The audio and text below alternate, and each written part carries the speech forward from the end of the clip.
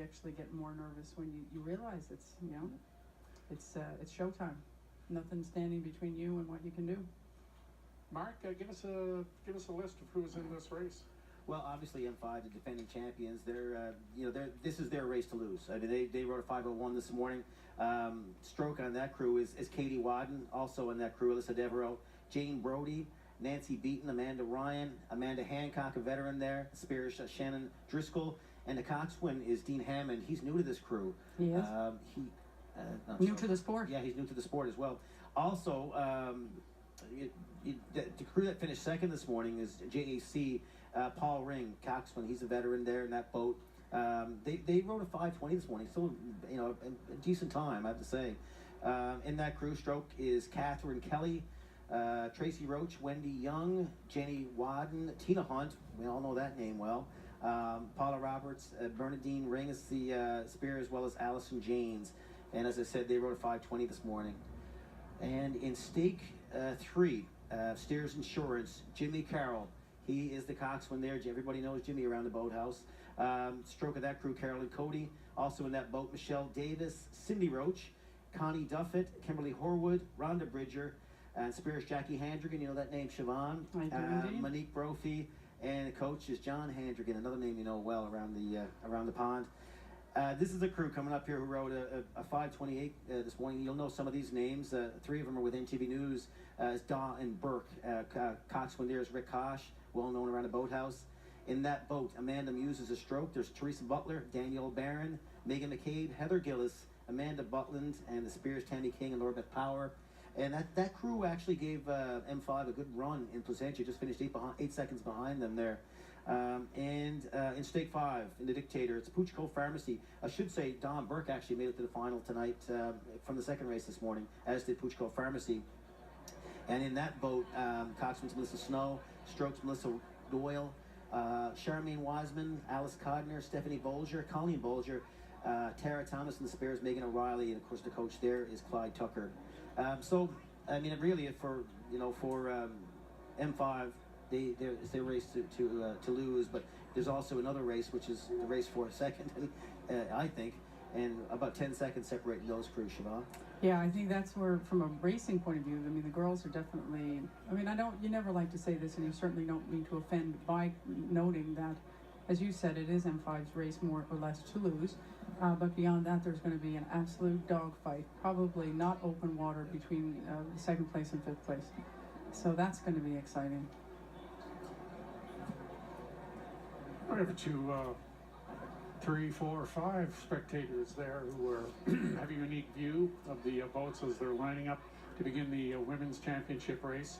Here at the 199th Royal St. John's Regatta, we are waiting as well for them to reach the starting line to get this underway. By the reckoning of my watch here, we're about 3 or 4 minutes past the pistol, but it seems as if no one is in a real hurry yet to get to the start of this thing. If I didn't know any better, I think Siobhan's may have done this before. This is not new. Waiting for that pond that, as you said, 5 minutes, you're right, can change the pond conditions and, of course, give you those few seconds, that you're looking for. Glenn, you did mention spectators. I know there's a lot of energy around rowing these days. I don't know if it's just the energy of the 200th anniversary coming up, Siobhan, or the fact that there's 100 crews this year.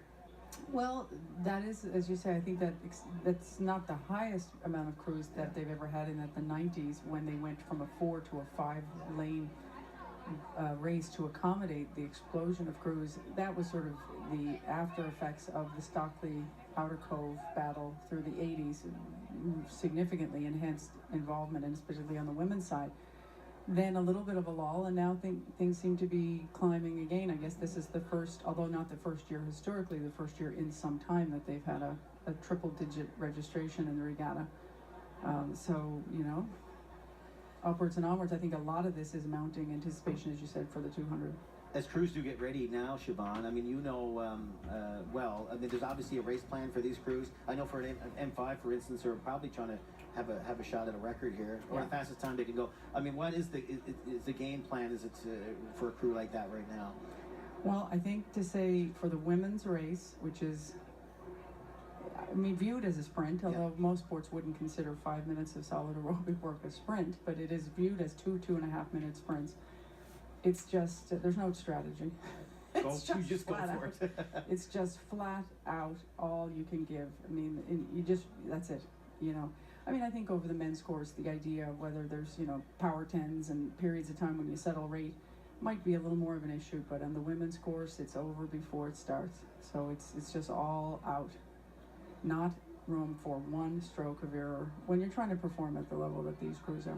And when you look at the crew, you know, just like this one right here now, you know, just preparing to start, you can't help but wonder, or you can't help but, you know, realize that there's so much factors in being an elite team, you know, whether it's conditioning and, you know, the amount of time you spend on the water, you know, as conditioning, but also the technical side of the sport.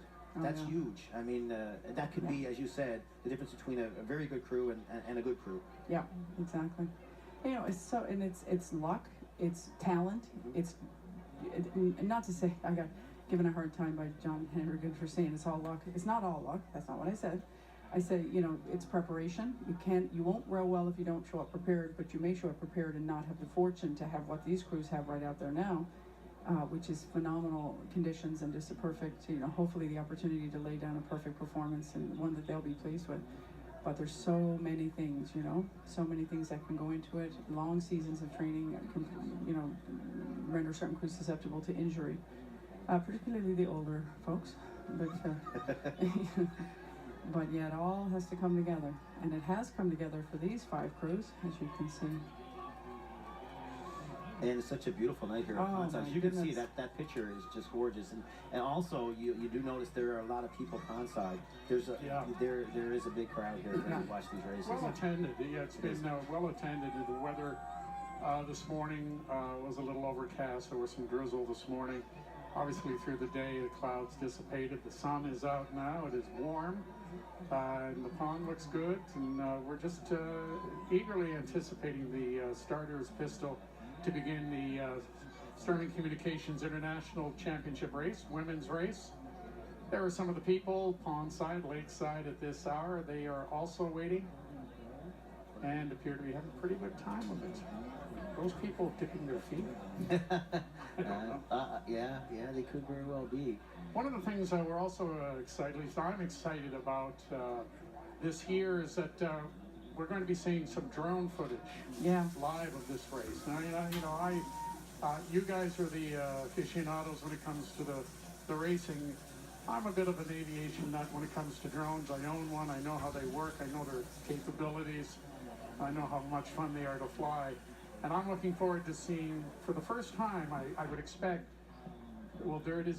No, that's a jib shot. That's not a drone shot, but we will see shortly a live video from a drone at these races, which marks an historic moment. It's interesting to see because it is tricky to really understand the lay of the pond. Like when you're looking at crews going down and they pass us, unless you're a competitive rower like Siobhan, you probably can't understand the pond that well. But the drone will give you a different perspective that you don't normally see. Yeah, I saw this. Of course, I did a little bit of time with NTV or Channel 9 this morning. Saw the drone footage for the first time in all the years I've ever seen Regatta. I was paralyzed. I was like a kid in the candy shop. It's just so awesome to see that from the top and lay and orientation. Who looks like they're winning and they're not winning, and it's just a question of being diagonal versus being horizontal in the visual perspective that we have here. But when you see it from the drone, it's really amazing. Well, I mean, that's what these races are all about. I mean, there's a lot of elements of the race at various stages of the lake, of the pond, but it's at that turn where so much is determined. Yeah, and it's really hard to tell from here what's going on. From here, we can't see it, and of course, people around the pond can't see it. Let's be quiet for a moment and listen for the pistol. Well, you have 3 of your crews already in stake, 5, 4, and 3, and you have 2 to go. And stakes number 1 and 2 now are pulling in just at the last minute. We should tell our audience as well, of course, the stake lineup is stake 1 is the furthest away from your picture right now. So actually what I think you like to refer to, Siobhan, is the concession side. That would be stake 1. Stake 2 and stake 3 and 4 and 5 are as they get closer to our camera. So in stake 5 right now would be Pushko Pharmacy, which is the closest to your picture. Furthest away would be M5 advertising. And of course, stake positioning, Siobhan and Glenn, is so important because some crews are, want that stake one because you feel you're sheltered a little bit more towards, you get a better water. And they are tonight. And they are tonight. Others like stake three because some people say it's a straighter run. It's the straightest. I'm not sure if that's true, Siobhan, but it actually is on the women's course. Okay. Well, they think that. And then stake 5 has the advantage that the advantage, of course, also on stake 1 is that the stroke oar can see all other boats coming back. Right. There's different aspects of how crews choose, but certainly the weather on the day out would be the biggest determinant. And it's no accident. I mean, obviously, there's real significance in being in stake 1 tonight because both M5 and Outer Cove have chosen that stake, and traditionally teams do, Siobhan. Yeah. Positioning. And you see, like you say, the crews lining up now, and because there is a slight easterly, your number 1 and number 2 oars, which are the seats farthest away from the coxswain, are being commanded to give a little extra tap here and there, as you can see now. That crew on stake 3, the number 1 oar, touch it up number 1, touch it up number 1, because it's so important, especially on the women's course, that the coxswains get out in a straight line, get right on top of their proper race line, their visual markers that they're going to use to try to get into their turn appropriately. And also, these boats are really close together. If you go off on an angle, you take 5 strokes, you're going to be on top of another crew. And that particularly, like I said, this is not enough of a wind to be a problem, but on a strong easterly wind, it can be a little bit of a challenge to line these boats up. These are heavy boats. You've been there, right at that starting line right there now. You know what's going through. There's a bunch of emotions, obviously. Whew, I'm glad I'm not there. Yeah, it's this is worse than the rowing, if you want my opinion. And number 5 would do well to pull up a little bit. This crew an equal advantage out of that start. There you go. Here we go.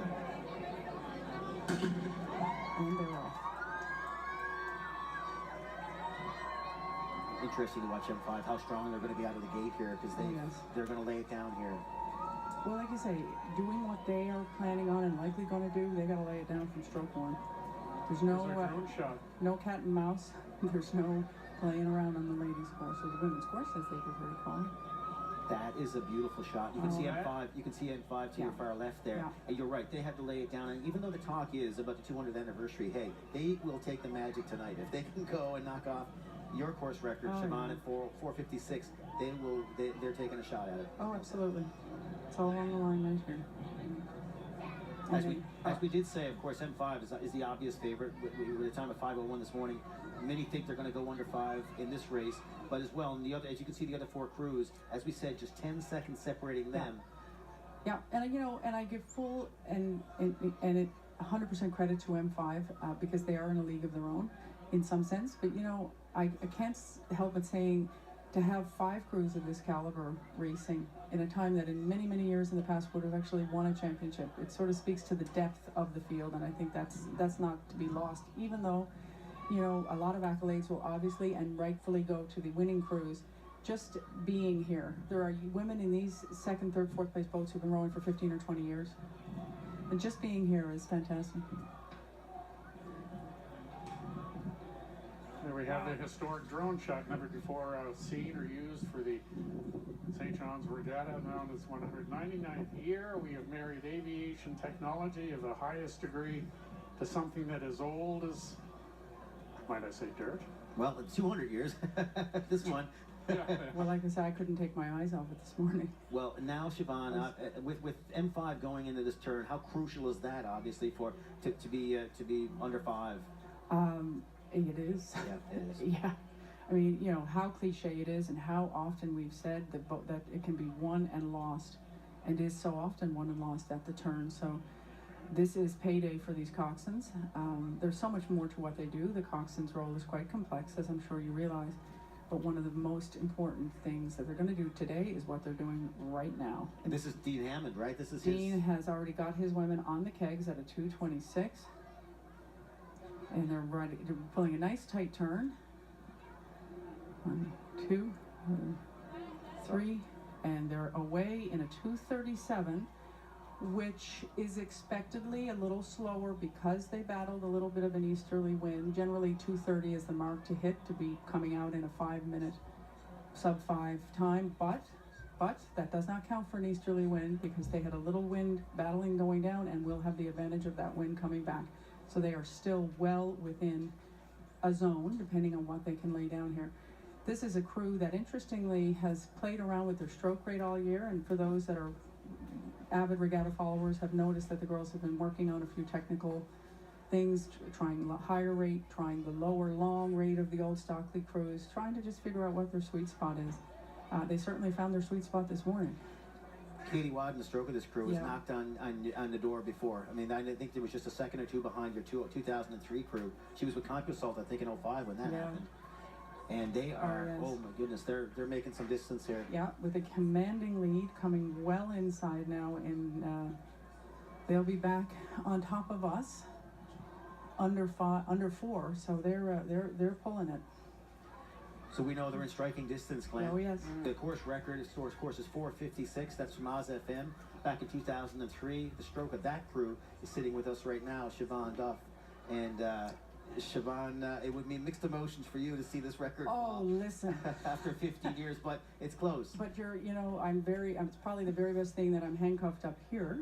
Or I might fall off There's no way to slow them down now. No, right? Yeah, I might fall off the back of the balcony up here, but no, listen, records are made to be broken. And as I said to you a minute ago, it was like turning 50 for me last month. Waiting for it was worse than seeing it happen. One of these days, I'll be very happy to relinquish the reins to any crew that's willing to continue the fine legacy of this fantastic event. And M5 is doing the stats. Just interested to see where they are for time now, Siobhan. They're at a 4:40 right now. 4:40.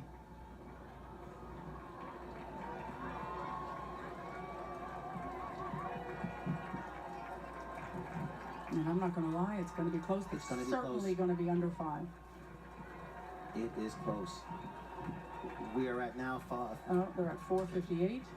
Boom. Wow, cloud. So yeah, so around 4:58. 4-5, round about a 5-minute fly. Wow, wow. So a What fantastic time. what a great race. Of course, 5:01 this morning, 5 minutes Yeah. right now. And it looked like the crews otherwise finishing in exactly the expected order across the stakes 1, 2, 3, 4, 5, in the finishing order that they posted times to qualify this morning. Incredible performance by Oh, yeah. M5, by all crews. And you're right, all crews just to have a place in this championship race. I think with almost 50 women's crews, there's the champions right there. There they are. Yeah. Fantastic. Of course, as we said, the champions from M5, Katie Wadden, stroke of that crew, Alyssa Devereaux, Jane Brody, Nancy Beaton, Amanda Ryan, Amanda Hancock, and spare Shannon Driscoll. Of course, coxswain is Dean Hammond, and coach Burke Hickey. We all know that name. Oh, yeah. Yeah. And a shout out to Amanda, who is herself still the current 2003 record holder from the great alma mater, Yeah, that hangs on still. Oz FM. Oz FM. Of course, a shout out as well to Dawe and Burke, our own NTV crew. These girls worked awful hard. They're on a plan as well. It's really a 3-year plan for them as well to try to be right back here again next year. And we're waiting for official times, but I think they may have squeaked under the 5-minute mark. It was, like I say, we're in a difficult vantage to be that precise because we are a little delayed in our feed. But, if they have, in fact, there's probably been no more than 6 crews in the course of the last 199 years that have ever gone under 5 minutes, including more than half of the women in this boat who've done that. Katie Wadden herself, and as you say, Amanda Hancock. So it'll be, and I believe Amanda Ryan. We're with the CompuSalt crew? Amanda being, of course, with Oz FM. Right, no, but Amanda, right, yeah. And others with the previous M5 who rode a 4:58 a number of years back. Their first win on the pond was, in fact, with a time that was below 5 minutes. M5 So- won this exact race last year at 5:10. And previously, a number of years prior. Oh, really? Okay, right. Mm-hmm. So yes, if M5 won the championship last year, year 1 and 5:10, they come back this year, they won it in about 5 minutes or a little bit less. Mhm. You can't help but think that Oh, yeah. it's lining up for the 200th. Mhm. If Mm-hmm. And it was 2011, in fact, that M5 won the championship in a time of 4:59, as I said. I think they Right, were 4:58 in the morning. So, there's a handful of athletes probably 20 in total in mixed groups and combinations that have, as you say, broken the 9-minute mark, and also in the women's side broken the 5-minute mark, and about half of them are in this boat that just posted what will be, if it wasn't done under 5, it's just about.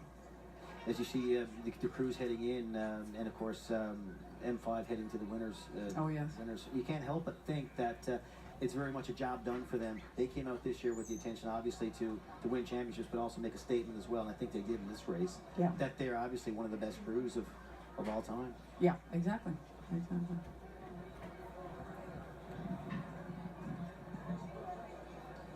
So like I say, having picked it up in a 2:37, they were fast. Yeah, they were. Yeah, that was probably, you know, a little bit of assistance of wind and a little bit of a fact of wind going right, down, but also I don't think I'd be stretching things to say they're probably the fittest crew on the training program that Mike Power and Burke put them through. I was like, what? We saw Katie Watt last year, I think, row the regatta, and then we saw her do a great, I think, top 10 at Telly 10 last year. Probably took off somewhere and did an Ironman knowing Katie. Jeez, these women are monsters. You know, and Amanda as well, these are very versatile athletes. These girls are doing trail runs and, you know, long distance terrain stuff, and you name it, they're doing it, triathlons and whatnot. We'll be speaking with the crew shortly, but it is interesting to note as well that these 5 crews that are in the championship race here now, I think all this morning, all under 5:30, you can almost be assured that they will be here next year. If not, there's going to be another crew that's going to be darn good crew that's going to knock them off. So the news is good for it. Somewhere up on that bank right now is the crew that placed 6th, who's up there conspiring of what they're going to do to train and how they're going to be in on the rowing machine next week. That's the beauty of it. We're going to be hearing from the women's team in just a moment. Ryan Harding is standing by with that. But we're going to take a short break. We'll be back in just a moment. Regatta Championship Races is brought to you in part by Metrobus. Ride with us to the regatta. Visit metrobus.com/regatta. Marie's Mini Mart. Your summer fun begins with a visit to Marie's Mini Mart. Critters and Things. Dog and cat grooming at your local pet shop. And Jungle Gems. All roads lead to Jungle Gems this summer. Dine at 4 different jungles and get 50 free Jungle Bucks. There we have it. We're awaiting the arrival of the women's victors. In just a moment, Ryan Harding is standing by. He's going to be speaking with that happy crew. We are eagerly anticipating their words as well here on the desk. Siobhan Duff, Mark Dwyer, and I'm Glenn Carter. Boy, I'm excited about that drone. I think you're as happy about the drone as me. As you, at M5 with the win. Yeah, it was fabulous. I mean, I get goosebumps. I get all verklempt when I see that. I don't know, that's crazy. Because you get the magic of the lake. I mean, that's what you really do see. Yeah. And the moment, it's just incredible. That's the Dawe Burke crew, celebrating or hugging with their fans there. So much, so much commitment it takes, of course, to get to the championship race, and everybody has their own little journey throughout the year to get there. Expressed with hugs and maybe a few tears as we're looking there to see. As Siobhan often likes to say, of course, the post-party tonight, all the plans will be on deck for next year. Well, as I said to you a minute ago, Mark, the telling thing is that the plans actually started sober and 3 weeks before the regatta, when my husband and my phone started to go off, with the likes of the Hollowell and Barrington and my old girls, calling, and I said, oh my God, we're in for it, because usually if this doesn't even happen till a few bottles of champagne have been cracked. So there's some hardcore interest in the 200. It will be really exciting, to see. Obviously, those of us that will go back at it will do it in a different capacity than in the past, but it's going to be an interesting year and a historic year. There are the champions. There they are. 2017 female champions. And 5. Here's Ryan Harding. Thank you very much, guys. Well, listen, congratulations first across the line. First thought, well, how's it feel? Oh, it feels really good. This morning we pushed hard and we were just above the 5-minute mark, and so we were a bit closer. Like, we brought the time a bit down tonight, and that was one of our goals, so we're happy with that. 2 great times on the lake. What was the difference between the condition from this morning to now? This morning it was like gray and wet and kind of dreary, and not the perfect pond we heard about at 6 o'clock. The winds had picked up a bit, so it was a nice surprise to come down this evening and find it was a little calmer. And obviously you can tell by the numbers in the boat, it's a team sport. What can you say about the women here that you work so hard with all year? Oh my God, these girls are amazing. I can't say enough good about every single one of them. I love them all, and we're really lucky to have Dean Hammond. He's our coxswain. It's his first time ever coxing. His first championship, he just did amazing out there. What can you say about that first time for a coxswain in the boat? I think he's pretty great. He's got a knack for just about everything, so it just came really naturally to him, and we stuck to our race plan just like we did, you know, at Discovery Day and Time Trials in Placentia, so we're really happy. Well, thank you very much, and congratulations. We'll send it back up. All smiles. All smiles. And what an inspirational story, Amanda Hancock. Oh, yeah. For people that don't know, Amanda Hancock is a cancer survivor. She battled cancer, I think, in 2011, 12 maybe. Took 2 or 3 years off. Took 2 or 3 years off. Made this journey back to a championship crew. She's so inspirational to her crew and, of course, people at Pondside. And to see that smile, Oh yeah. it's perfect. It's the smile of a champion, and she absolutely deserves that. Yeah. Let's allow the pictures to speak for themselves just for a moment. That's great, Carl. Yeah, that was The spectators on a very special moment. We feel pleased about that. There's a great mix too of you know, veterans and some dare we say some youth. They're young. I mean, they're. I'm not sure. Maybe the better word is experience. They've won championships. Yeah, there's definitely a little bit of a spread of age. I think the oldest crew member being Nancy Beaton at 38, if I'm not mistaken. Sorry if I'm outing you, Nancy. Sorry, Nancy. The younger side of the crew being mid-20s, Wow. but none per se. Amanda Hancock herself was 21 when she broke the record in 2003. She and Nicole Hamlin. So.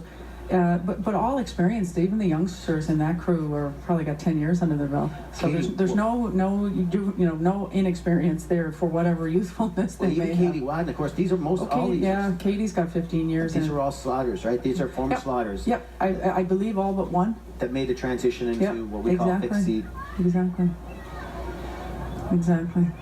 Of course, these fans, you know, after the women's race, of course, waiting for the next big one. Of course, all eyes will be on Outer Cove in that one.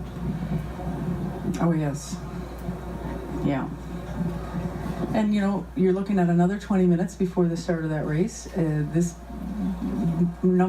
stake number 1, which I think is their chosen stake, already manageable, still within reason for a record, will be even better in 20 minutes time as the sun goes down. So gone from last year's crew, I think is Donna Connor. She was replaced by Jane Brody at 4. Correct. At 4, and then Dean Hammond is the new The new coxswain and sweetheart of Amanda. Yeah, You exactly. don't you know that? Right. No. Little pondside intrigue there.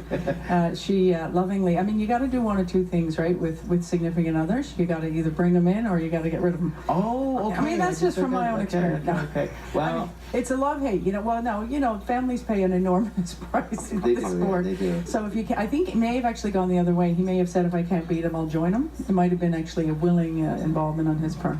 An interesting backstory here to this team, I think, is because Wadden, who, you know, she's kind of a bit of a visionary in the boat. She and teammate, I think at last year, it was Donna Connors. They were thinking about 2018, even when Katie Wadden wasn't even in this province, as far as I know. I thought that I think at the time, yeah, 2010, I believe Katie Wadden was living in BC, going to university. You know, they made the call a couple of years ago that they were going to try to form this team, all in a plan for 2018. Started last year.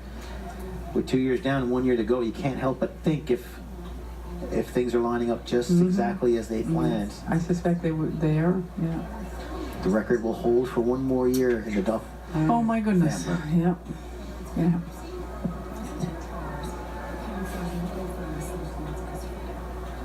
Even though it was a damp morning when most people you know, woke up to the regatta, and even up until lunchtime it was kind of damp.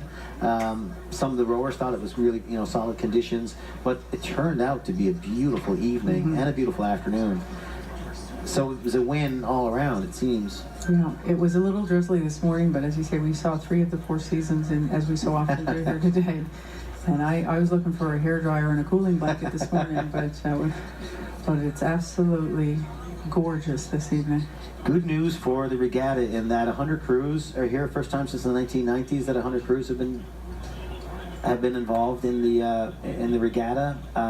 What's interesting to note, and you see many of these fans around, a lot of them young, is that 30 crews this year of those 100 are under the age of 16. And that's very important for the future of the sport.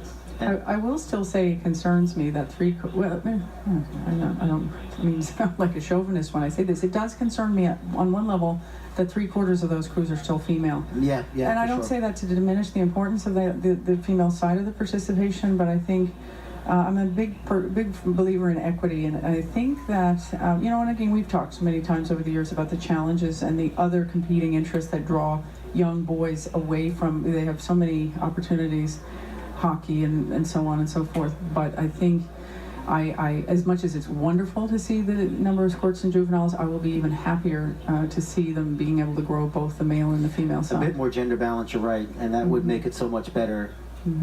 It's lovely to see women dominating the sport, though. One positive thing I noticed, one very positive thing I noticed today, there was a young crew, I believe there might be even from Outer Cove, who rode I think it was a midget today, 5:30? Yeah. Something a very impressive time. So you can't help but think that the next generation is going to be pushing. Yeah, that's it. I crews. really enjoyed watching the midget races last year. I wasn't down this year. And I'd say it'd be appropriate to give a shout out to our Canadian sliding seat team, who are representing us as we speak in Manitoba under the direction of Paul Power, longtime veteran and coach for the Canadian or Newfoundland contingency that goes to the Canadian national or the Canada Games, as you refer to them. But they are not present today. They would probably, under any other circumstances and in any other year, would have actually been participating in today's event. I firmly believe that their contribution, the contribution of that program, has been a lifeblood that's infused a lot of this young interest back into the regatta, and conversely, the regatta has been largely responsible for some of the dynamic success that Newfoundland has been able to have on the mainland in that event and others. Thank goodness for that too, because we look at the top men's team in Outer Cove, of course, James Cadigan, I think coming from the sliding, Bert Hickey. Exactly, and then of course, Brent, all coming from the sliding seat side. Brent Payne, I think, as well, did a little time over there. And M5. Yep. Yeah. So good luck, Canada Games team. Absolutely. Of course, all of our athletes at the Canada Games this week in Winnipeg, this weekend, next week for the biggest, I guess, the top sporting event for amateur athletes, young amateur athletes in this country. So congrats and good luck to all those athletes. I don't know if we have an official time yet, do we? From Amanda's remarks, I'm going to believe it was just at 5 minutes. Okay. But we have not been provided with official times.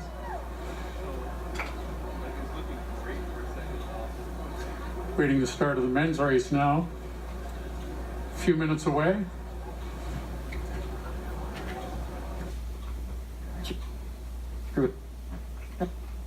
A long lay.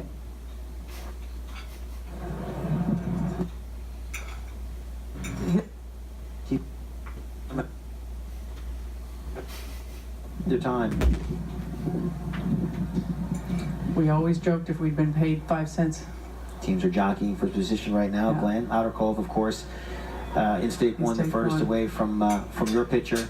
State 2 is Smith Stockley right next to them. They've got something to prove as well. And of course, Lamb's Rum, NTV in Stake 4, and Carroll Investments the closest to your pitcher. And according to that wide shot there, it looks like a great pond for this men's final. Oh yeah, especially on Stake 1. Should be close here to the starting gun.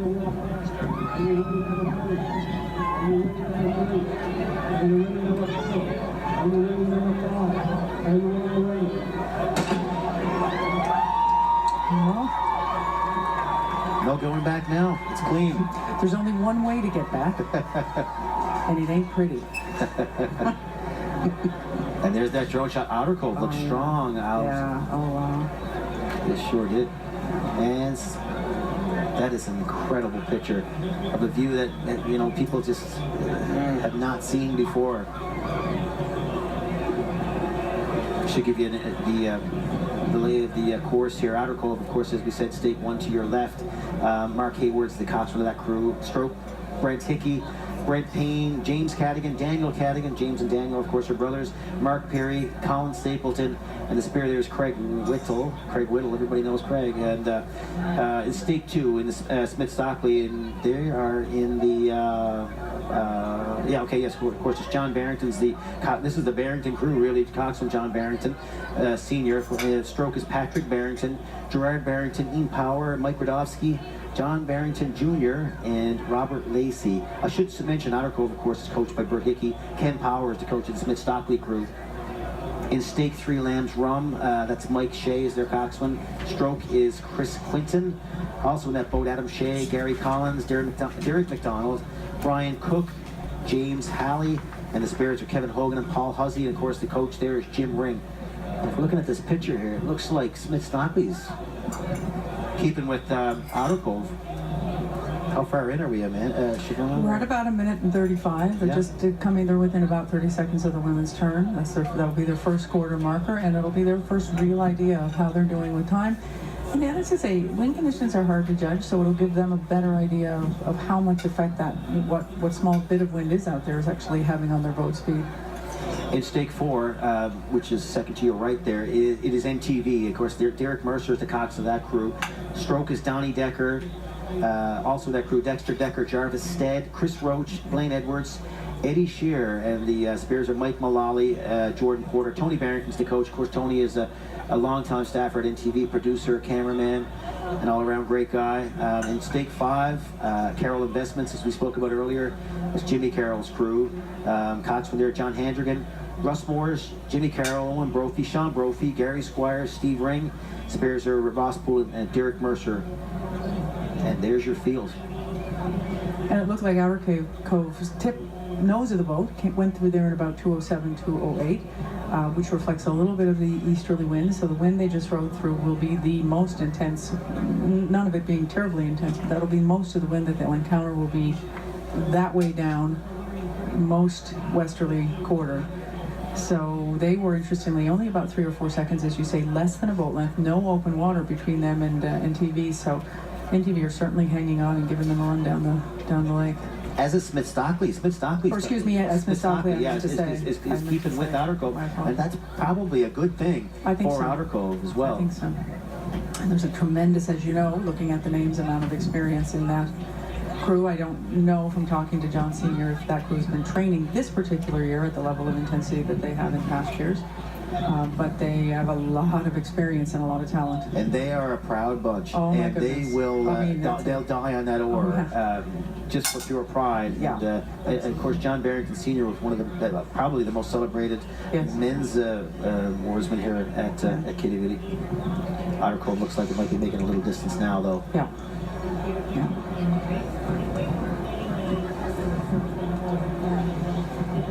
And of course, there's no denying just how gifted. Are we heading into the...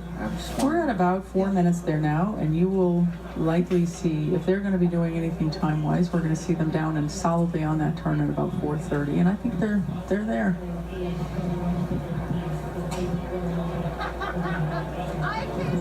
It's interesting, what I find amazing is looking at these crews and seeing how much leg leverage crews of modern age fixed seat rowing get. You couldn't, if you take any view of some of this, and this, incidentally, as I said earlier this morning, is how to row a fixed seat boat. These guys put on a clinic. Oh, there's a turn for you. Yeah. And Siobhan, you would know the turns better than anyone. How did that one look going in for Outer Cove? Fairly good. They weren't too far off the keg. I think the main thing I would say, and I'm not a turn expert, I've never done one in my life. You're in the front of the boat. But I would say that one of the things that I would say was noteworthy about Outer Cove's turn was minimal, or as minimal as possible, loss of boat speed. Right. So angle is one thing, but sometimes if coxswains come in too tight for the all-power tight turn, they can tend to actually slow their boat down to a degree that offsets the advantage of how tight that turn may have been. So the one thing, it wasn't the tightest of turns, although it certainly wasn't wide, but it was one that maintained the crew's boat speed. So at the end of the day, you'd have to analyze that. But it probably was as good a turn. This incredible shot right now is showing the distance Outer Cove is pulling away from the field. Yeah. And this is where the training that these Exactly. guys have done, and but from what I gather, it's been something else, Olympic level. But as I say, their use of legs, the leg drive, you can look at these boats from the side shots that we're getting, and you can't tell that they're not in a sliding seat shell. Years ago, it was much more of a, an old fishing style of rowing, but it's so much more of a efficient application of the full body potential, the leg drive, the back, the body swing, so it's fantastic. And when you look at that overhead shot, you can also see just how technically sound that crew is. You can, of course, talk about Outer Coast conditioning, how fit of athletes they are. But they're technically they're very technically sound. Yeah. Another tangible that's really important to note about Outer Cove is that experience and the fact that they've won championships.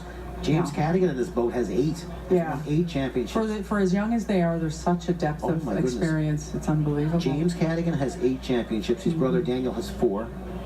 They're both in the engine of boat number 4 and 3. And Brent Hickey, the son of Bert Hickey, Hall of Famer, he has 5 championships. Colin Stapleton, he has 5 or 6 in the early part of the decade. So they've all won titles, and they've been in this position before. They're coming into the women's turn now, which will sort of be the next indicator of time. They, I think, fairly well known that they were able to row a 3/4 piece this past Saturday, coming through the women's turn in about a time of 6:43. They're now at 6:50. 53, a little bit off time that they made last Well, Saturday. I spoke with I won't say who it is because he asked me not to, but he's a very experienced rower. He was a part of a record crew in the past. He did say if they can be around 6:50 on the way back to the women's kegs, it is 9 minutes. You're around the 9-minute mark. Right, and they were just here at about a 6:53, but then again, with an easterly wind pushing them back, that still puts them in that zone. This Outer Cove crew, of course, rode a 9:04 this morning. Right. They have gone under 9 before. They went 8:58 in the first race last year, and it's possible they could go under 9 in this race right now. This is one of the strongest entries I've seen Outer Cove put in recent years. I mean, they've had so many fantastic crews.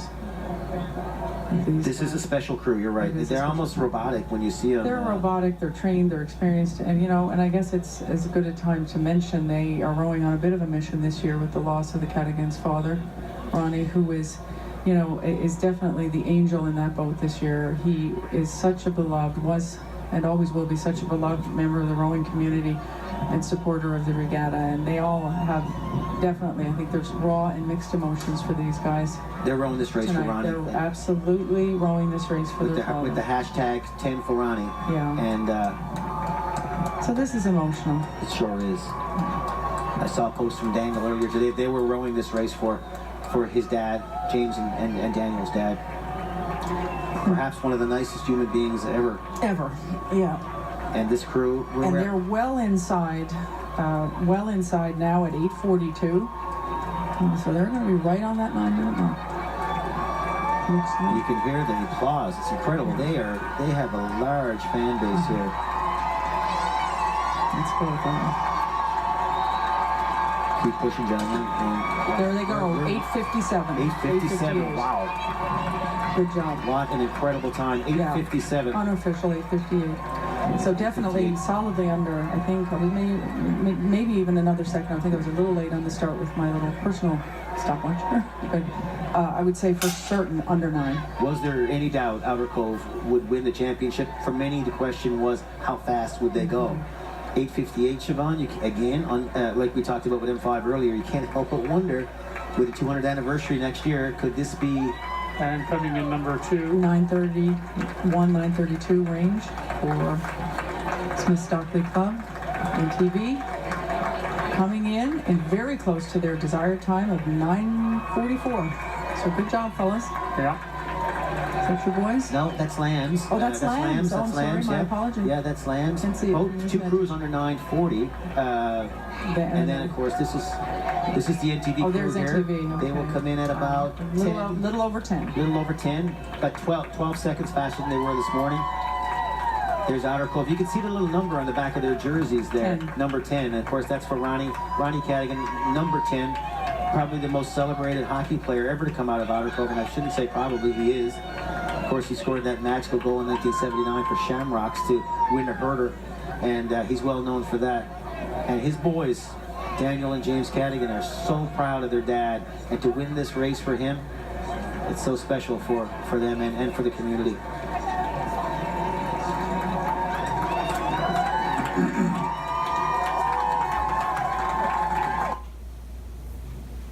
Several have.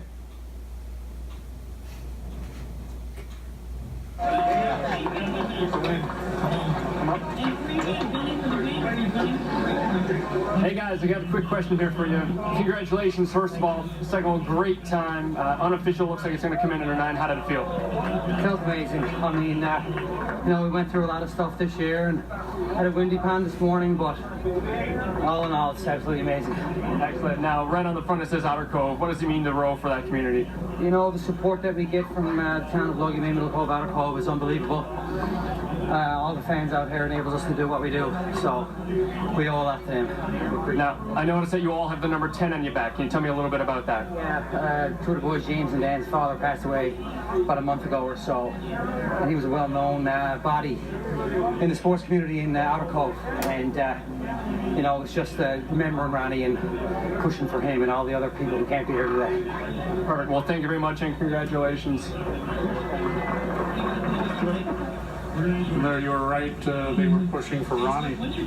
Well said by Colin Stapleton there. Yeah. He's won a bunch of championships, a bunch with NTV, I guess in the early part of the decade. Incredible athlete. But, I mean, what they wanted to do for Ronnie, and I mean, you can't overstate it enough. Ronnie Cadigan left such a legacy in our town, and of course I was born and raised in Outer Cove. It's Outer Cove, Middle Cove, Logie Bay. But he was beyond sports. He was a true friend to anybody that he ever met, and he lived his life with such class and dignity, and you can't help but notice that it's rubbed off on his family as well. Yeah. James and Daniel, and of course his wife, Barb. All right, let's go back to Ryan for a moment. Thank you very much, guys. Now, I've talked to a member of your crew here, the number 10 on your back. Tell me what that means for you. Number 10 on our back is in honor of myself and my brother Daniel's father, who passed away in June. So number 10 was a number he wore playing with the Outer Cove Marines in the Avalon East League for years, and that's kind of our point on our shirt in memory of him. So how are you feeling now to come away with the win for him? It's unbelievable. You know, it's been a long year, and to get here now today, it's something that he valued greatly, and it's something that we value. Well, thank you very much, and congratulations. Thank you very much. Words well said. Nice to hear from the heart what it means to that young man and the whole crew, him and his brother and the whole crew. Mission accomplished, and so happy for these gentlemen that they could win this one for. Let's listen in to the beginning of the trophy ceremonies. 5. So if the M5 crew could come forward. We've got the coxswain Dean Hammond, stroke Katie Wadden, crew members Alyssa Devereaux, Jane Brody, Nancy Beaton, Amanda Ryan, Amanda Hancock, Shannon Driscoll, and Coach Bert Hickey.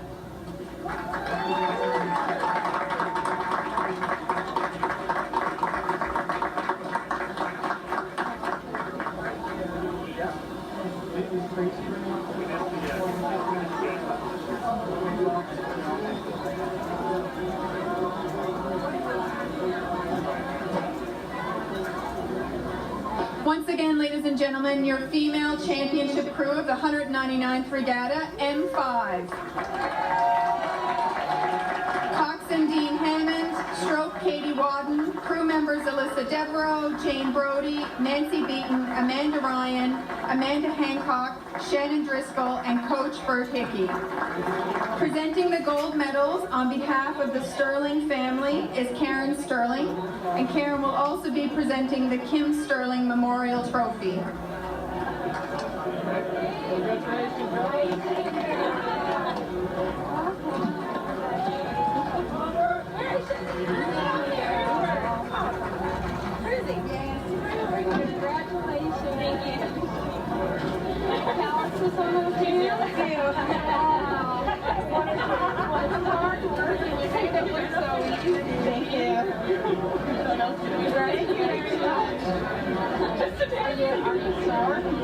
Yeah.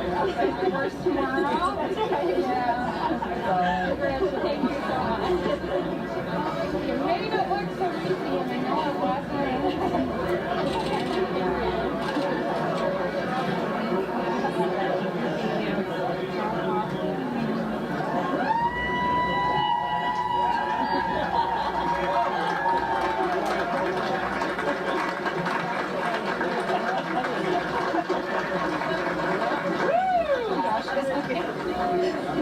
Thank you. You're not calling Gerry over there.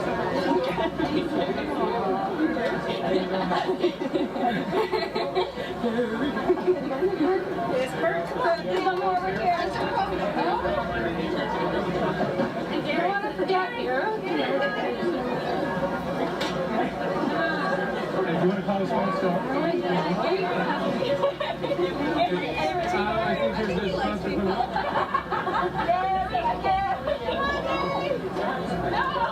Yeah, he's coming. Okay, fair enough.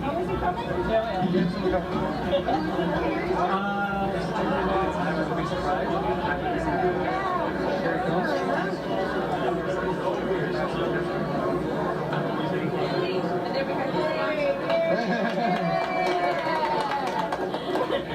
Oh, thanks very much. So the leading worker is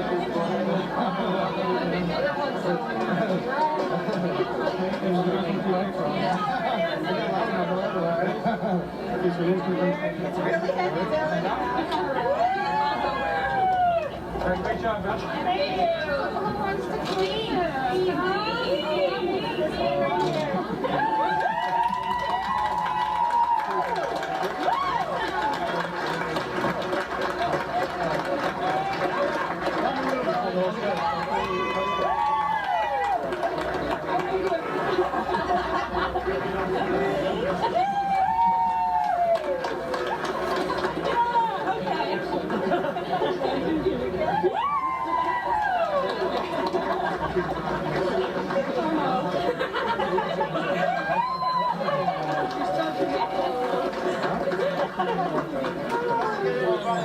Yes, have a chat over there.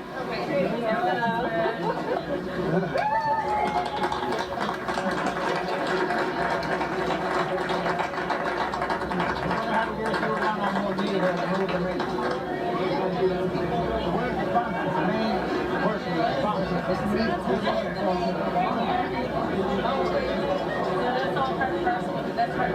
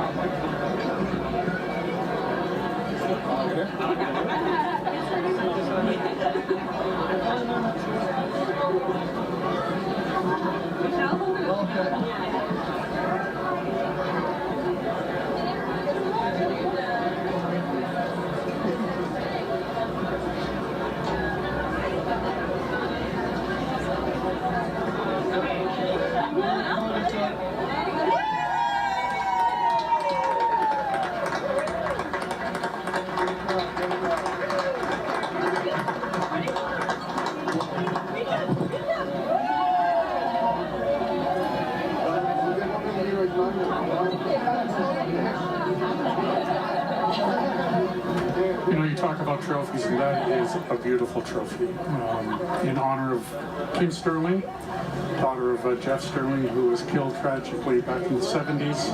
She had a love of rowing, and this trophy is in her honor. Hoisted there with glee and joy, which is so nice to see.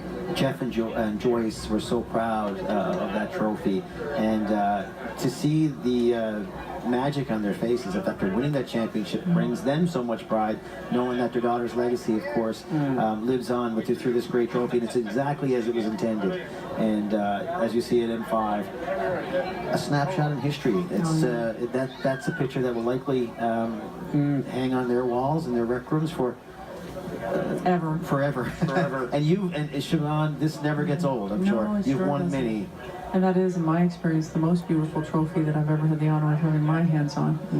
And as I also understand it, designed personally by Joyce, not just commissioned, but designed by her. As I understand it, be corrected, but I'm pretty sure that's true. And it was always, you know, as OzFM, such an incredible honor to be able to row for the Stirlings and to put the name Oz on that trophy. I'm very, very honored to be able to do that.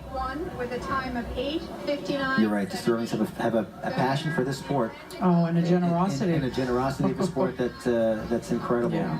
And I know I might put you on the spot now, but I know the last time I spoke with Scott, the very thing he said to me is make sure we get OzFM and Shavanta back in the boat next summer for the 200. So. Do you know a good divorce lawyer? We'll see. Sure, Jill will be fine. Sure, he knows you will. Colin Stapleton, Craig Whittle, and Coach Burke Hickey. Congratulations, gentlemen. Presenting the gold medals on behalf of Atlantic Lottery Corporation, we have Tracy Cutcliffe and Courtney Pringle Carver, joined by Tracy Shute, representing duly the Atlantic Lottery Corporation as well as the Regatta Committee.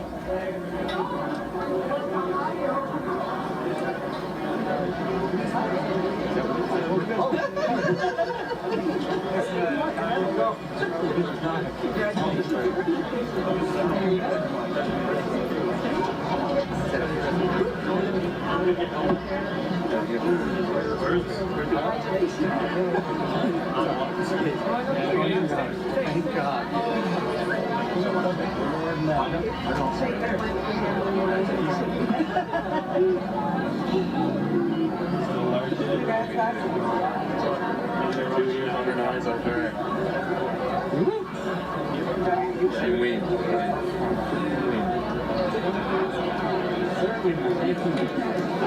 Did you have a spare? Did you want these? Yeah, we do actually. And sponsor. Thank you. Thank you. Thank you very much.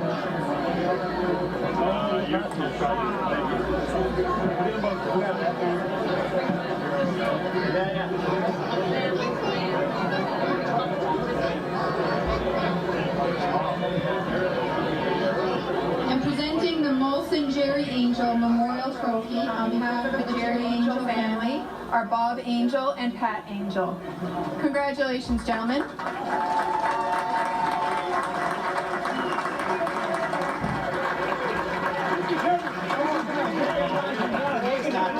Not today.